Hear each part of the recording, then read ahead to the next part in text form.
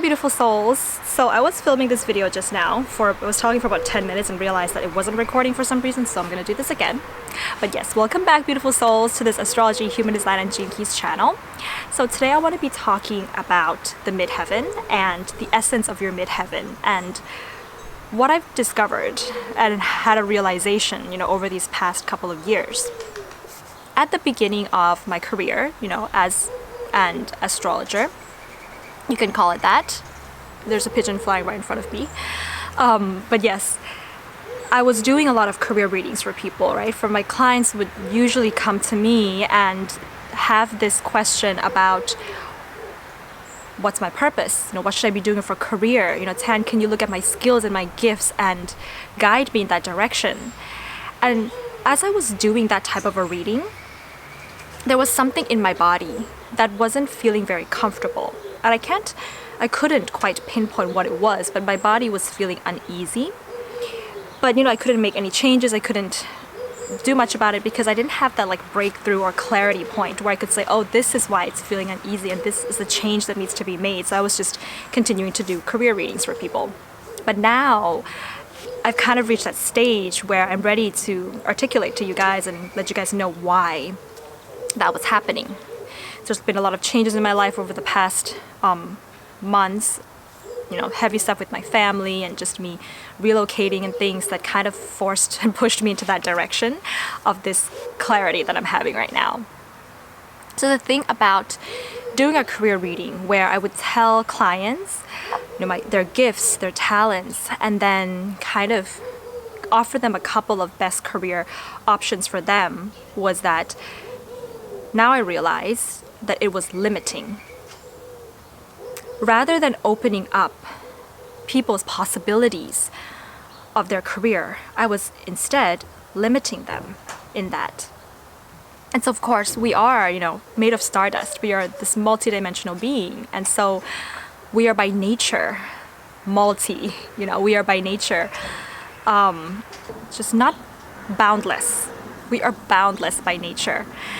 And with the upcoming times, moving to the age of Aquarius, and me just having my body, being in touch with this sort of morphogenic field or the trends of the future tomorrow or, the next minute from now.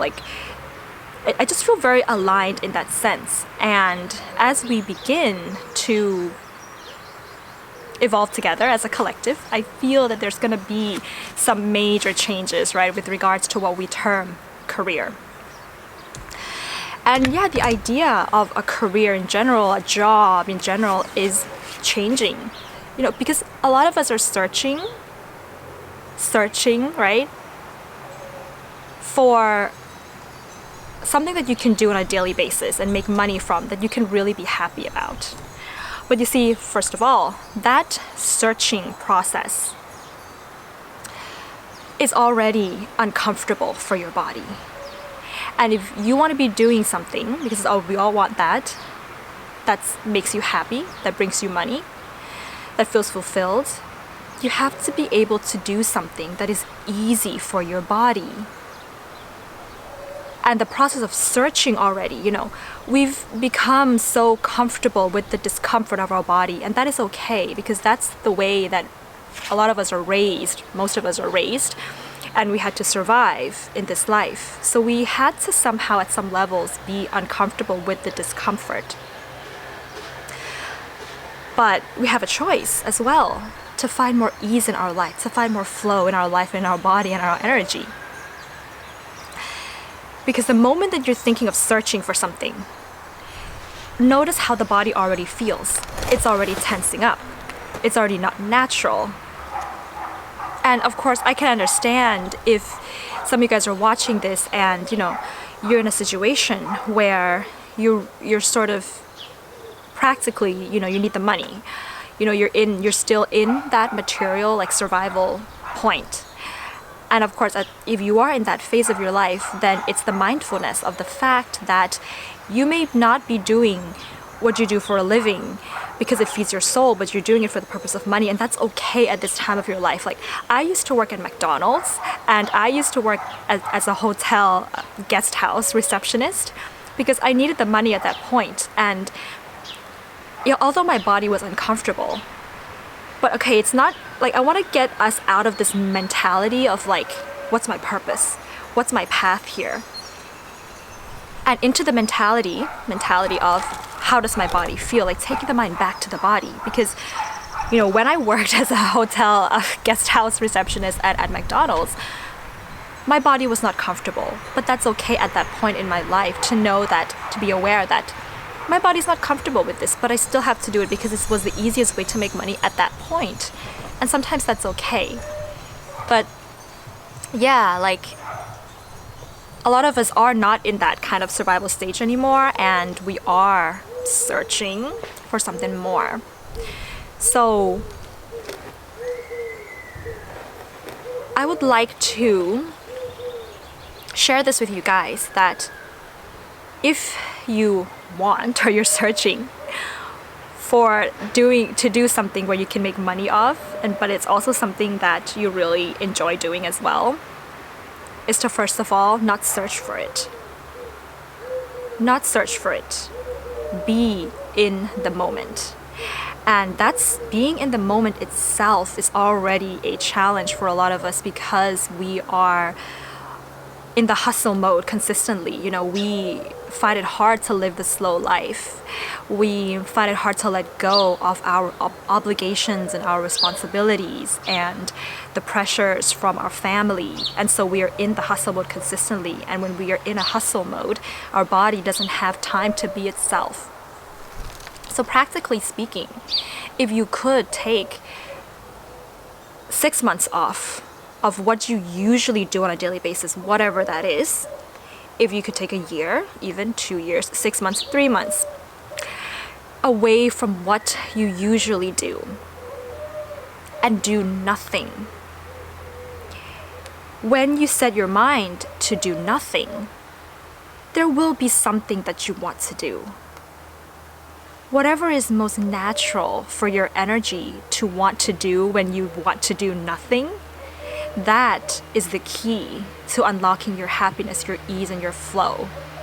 But there's a lot of trust that goes into this. You know what I'm saying? Like, there's a lot of trust in your body, that it knows what it's doing, that it knows what's best for you. There's a lot of trust in, hey, I'm taking a break. It's going to be okay if I'm not going to be doing what I usually do. That's a lot of trust that you got to put in there. Faith, trust. But you will find that your body naturally knows what it wants to do, even if that just means it wants to watch movies for 3 months. But hey, trust that in the way that your body wants to watch that movie, there's a gift there.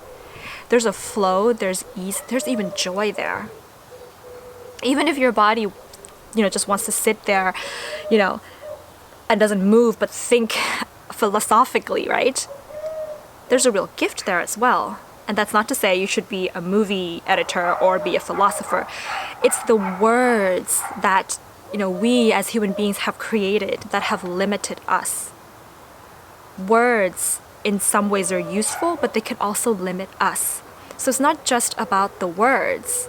It's about how you feel. It's about how your body feels. Like, I cannot tell you, like, a couple of years ago, I saw a few astrologers. One of them told me that with regards to my career, I should be a nurse, that I should, work behind the scenes and take care of people. Another astrologer told me that I could not be an astrologer. He said I could not be an astrologer because there's a lot of math in astrology and my mind was not geared towards math. I should be an artist. And I feel a part of that as well, because I do love art and I love drawing, and I've been creating a lot of things that I hope to share with you guys real soon. And I saw another astrologer that said I should become a spiritual teacher. So that is not how, I don't know, it's just something, it just feels really off about that kind of a way of reading charts or, interpreting career readings for people, if you see what I mean. So that's one thing that I feel very strongly that, practically speaking, if you guys have any time to do something like that. And the other thing I want to share is the Midheaven itself and the essence of the Midheaven. And the midheaven has nothing to do. This is the beauty of astrology. It's not meant to be read as something that is so literal as a lot of things on the internet or a lot of astrologers have made it to become. There's a hidden code and a message and a feeling that comes when you look at various things in astrology. And I want you guys to look at your midheaven and feel into it. And I've recently kind of just had this insight of looking at your midheaven from the level of various different astrologies, incorporating it with human design and the gene keys to get the totality of how your aspirations feel at a very soul level, to open up the possibilities for you rather than limiting your possibilities. Opening up the possibilities using the midheaven rather than limiting your possibilities. Opening up your possibilities rather than limiting your possibilities. So I want to give you guys an example of how I use this for myself and how it feels to me. And I want to give a large thank you and a credit to Bella and Ashley, who have created a website which is called unlockyourdesign.com, and you guys can definitely check out that website. I'll leave a link in the description box below and maybe in the comment section, where they've kind of given archetypes, not specific careers, assigned to each degrees of the gene keys and human design gates that corresponds to a specific zodiac degrees. So to give you guys an example, when I look at my midheaven in tropical astrology, it's Pisces, and it's 19 degrees of Pisces. That falls into gate 22 in human design and the gene keys.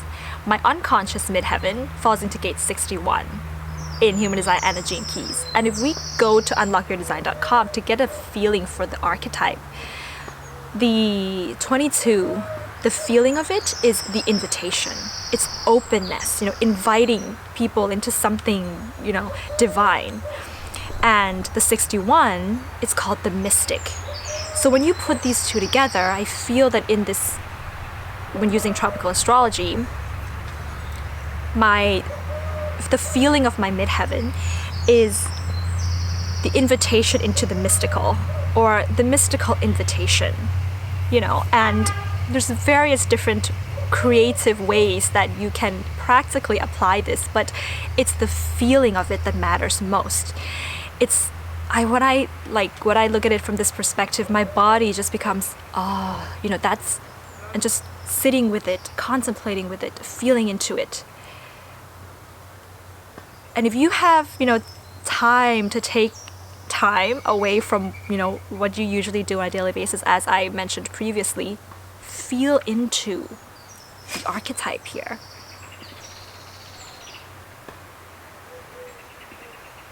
And I remember before I, got into doing astrology, I was doing massive tarot card readings to really invite myself into the mystical experiences of my fruits. They're the fruits of my midheaven tree, we can call it like that. Inviting myself into the fruits of my midheaven tree. That's one way of looking at it. And then in the actual thing that makes me feel so comfortable being at the top of that midheaven tree on a daily basis is this mystical invitation type of an energy. Okay? And if we look at my sidereal midheaven, it falls into gate 30. And the unconscious midheaven is in gate 11. So if you put it together, the 30 is called the fire starter, and the 11 is the idealist. So the ideal fire starter, the fire starter of idealistic ideas and things like that. And that also feels at another level that's a little bit more visceral than the mystical invitation, but I still can really feel that in there. And there's something about gate 30 in human design that is about fate. And I cannot tell you how many times there's been this misfortune happening with regards to the things that I want to make money from. I wanted to be at the top of that midheaven tree. That actually turned out to be quite a blessing. Like, I remember once I was really determined to be a journalist, and I applied for this journalistic scholarship. It's a really amazing opportunity. On the day of the interview for the scholarship, I forgot the interview and I didn't go there. And I remember crying so badly that day. But then my friend came to me and said, he was an Aquarius friend, by the way, and he said, if you don't even remember that you had an interview today, you probably don't want it that much. And that just clicked something inside of me and was like, wow, you're right. I don't want to be a journalist that much. And it just frees you in a way. So there's just something about it there. And there's also trials and errors that goes into my midheaven. And you see how feeling into the midheaven as such, it's more than just saying, you know, this is what you should do, but it's like, hey, this is what your soul is going to experience and how you're going to grow and evolve through these experiences of your soul. And, you know, you don't know what the outcome is going to be. You don't know, you know, what you would be doing at the end of your life. And you don't have to know. You just have to enjoy being yourself. And then we have my true sidereal, Midheaven, which falls into gate 13 in Human Design, the Gene Keys. And my unconscious Midheaven falls into gate 26, the hypnotist. So we have, and the 13 is the gate of the listener or the confidant, as they would say on alchemydesign.com, and the 26 is the hypnotist. So we have the hypnotic confidant, the hypnotic listener. Wow, when this dawned on me, it was like one of the things that I felt really uncomfortable doing, you know, is speaking all the time. And you wouldn't know this if you were looking at just my tropical, you know, midheaven, because in my tropical midheaven, it's really a lot of emphasis on communication. But hey, what if I listened more? You know, I'm kind of working on a couple of services for you guys where, you know, I'm going to be offering something about listening for you guys out there, and it's going to be really fun. But what if I stop talking so much and do something where I get to listen and allow for kind of that hypnotic, energetic to work? But of course, the hypnotist itself, you know, this archetype is also about being able to speak in a way which is hypnotizing to people. So another way of looking at this is also that the way I speak can be hypnotizing for the listener. It can be a confidant who hypnotizes people with regards to the things that I say.